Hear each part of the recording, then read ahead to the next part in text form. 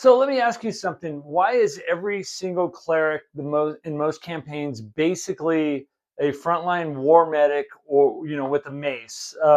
When did the servant of the divine become armored combat specialists with healing backup? Because that's not how it started. Today we're talking about the Cloistered Cleric from Best of Dragon magazine volume 4, an NPC who'd rather pray than pray. And honestly, this is one of the most realistic religious class designs TSR I think ever published. So welcome back to the DM and Friends. I am DM Angelo. This is episode 3 in my series, the NPC character classes from Dragon Magazine in AD&D. Last time we covered the bandit and the bounty hunter. Now we're kind of shifting gears.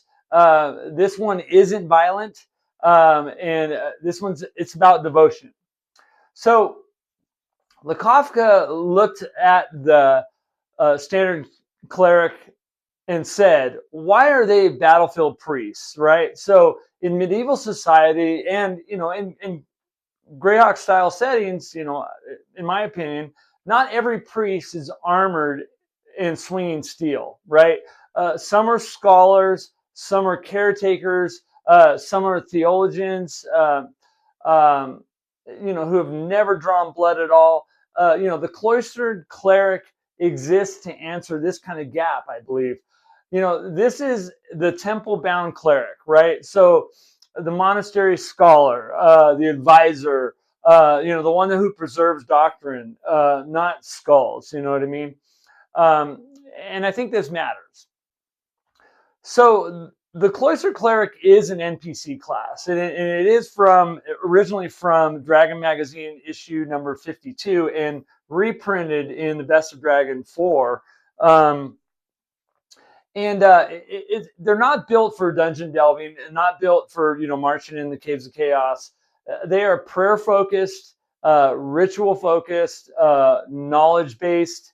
They are way less martial, less aggressive, less physically dominant, but spiritually, and often more disciplined, I believe. This is someone who has committed full service, right? Fully into the doctrine or the deity or the pantheon that they are associated with, and not adventuring. So I want to talk about mechanical differences, and I'm going to step to the side because I'm going to put up some stuff here. So the mechanical differences, the Cloistered Cleric is way toned down in combat, right? They have weaker combat capability than standard clerics. They are not meant for frontline fighting. Focus more heavily on spellcasting and religious duties. This is not a combat cleric, right? So they have a D4 hit die per experience level. Looking on, by the way, this is in page 7 and 8, 9, 10 of this. So yeah, they have 4 hit die for hit points. Some of their level titles are pretty cool: novice, brother, father, padre, chaplain, subdean, dean, abbots, father superior. Check right here. And they do. They save as clerics -2, which is that's pretty horrible, but they do still progress with the saves as clerics and to hit as them, I believe, too. They don't exist really to compete with fighters, or don't exist to replace paladins in the order. They don't even exist to compete with clerics in battle, right? Their strengths are in access to spells, which really kind of interesting. Looking at some of the lists here, at first level they don't have a spell, but at second level they start kind of progressing very slowly. But a lot of the spells in their list here are custom spells, or they're from the early days of when Unearthed Arcana was very early. I think this originally was done in 1981. So there was an article that came out that introduced some of those spells that made it into Unearthed Arcana. I forgot what the article was called. Maybe it was some suggested spells, official. Okay, yeah, there was an actual article. Oh yeah, Lehman's Tiny Hut column in Dragon Magazine 58. Anyways, so a lot of those spells are custom spells in there. I mean, you have spells like Ceremony, which we know is in Unearthed Arcana, Combine, Handfire, Magical Vestment, Death Prayer, Scribe, Holy Symbol, Translate, Detect Lie, Detect Curse, Enthrall, Dismiss Undead, Major Ward, Minor Ward, Communicate, and then obviously what's in the list here too, some that are normal spells in the PHB Player's Handbook. But anyways, yeah, so, and they don't get wisdom bonuses for spells. Cloistered Clerics have one important differentiation between normal clerics, and these ones are the way that they gain and use spells, right? So spells are written in books, which it does give a paragraph in here on page number 12, where it talks about normal clerics can actually read these books, which is, maybe that's something you use in your game or not. But anyways, so their strengths, continuing their strengths, is dedication to faith, right? Temple-centered life, access to books and tomes, which there's a whole section here talking about their knowledge and being able to retrieve various knowledge. There's actually, let me see here, minor fields and major fields, a percentage for them to come up with stuff because of their knowledge base with having access to all these books. So that's very interesting. So, they are rooted, grounded, stationary. And what other thing is interesting that Leonard Lakofka did is he didn't put a experience progression on these. And I have had players use these characters before, and I just use the cleric XP progression for them. But he doesn't put that on there because he says specifically they're NPCs. So I thought that was pretty interesting. But I just used the cleric whenever I did have them in the campaign as a player character, which is besides the point. But we'll talk about that later. But so that's kind of the design, the mechanics for these guys. So what makes this class kind of valuable? Here's why this matters for the DM, right? So if every cleric is built like a crusader, which most standard clerics are, they I think the Knights Templar, swinging the mace and all that, and wearing plate mail, your world's going to feel shallow, right? Like if you go to a monastery, everybody's a cleric. I mean, that would be kind of weird, right? But when you introduce cloistered clerics, temple scholars, monastery elders, now religion may feel a lot more layered, in your campaign.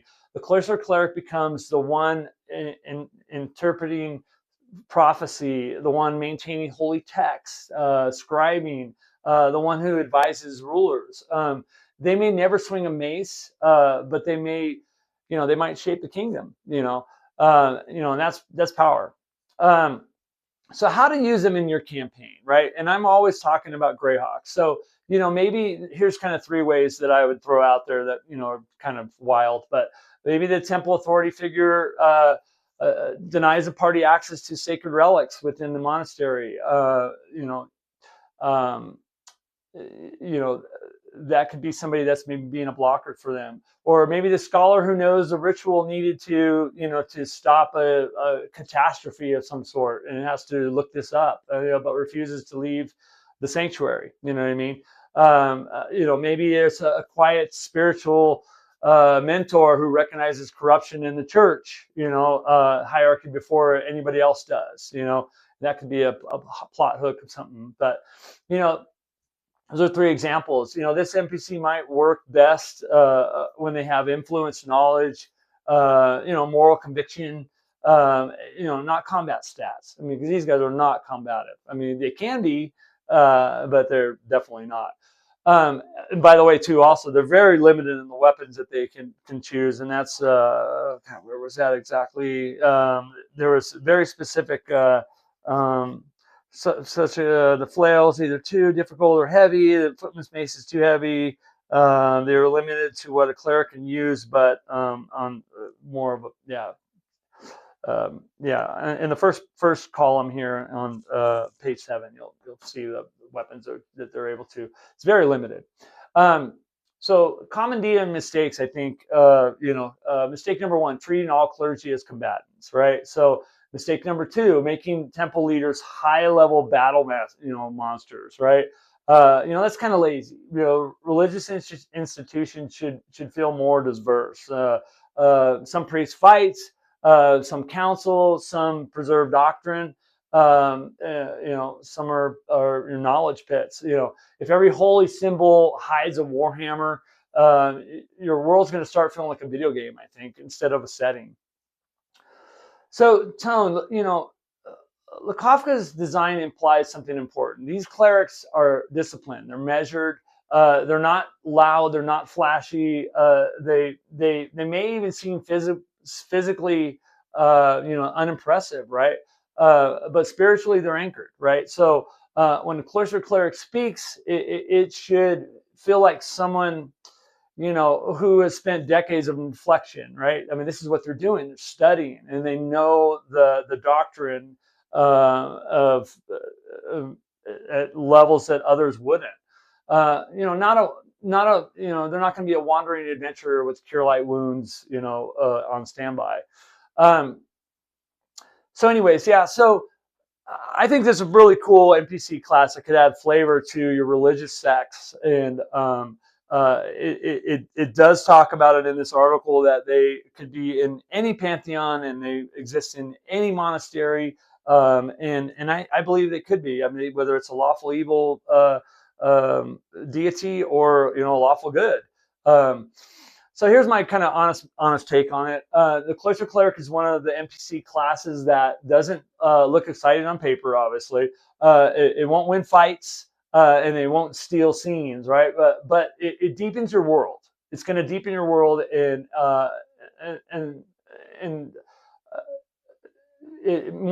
more than just the combative cleric, right? This is how the temples are going to end up feeling real, right? And it's going to give more depth to your game. So try to use them. I think they're awesome. Anyway, so next episode on my list, I'm going to be digging back into the Dragon magazine on the next one, and what I see is the next one is going to be called the Deathmaster, and that's going to be a fun one to get through. A lot of people don't know about them or haven't used them. I personally haven't had a player character use them. Oh, and by the way, I actually had a player play it a couple of years back, played a Cloistered Cleric, and was kind of it was a very interesting campaign group. But he was basically like moral compass of the group, and had a very specific mission why he was out of the monastery. It worked really well. It was a very interesting class to play. All right, you guys. So if you're using a Cloistered Cleric in your campaign, or you're realizing you haven't, drop it in the comments. I would love to hear if anybody has or has not, or any of your experiences in this. So, all right, you guys. So as usual, like, subscribe, take care of each other, and always keep gaming, guys. All right. Take care. Bye-bye.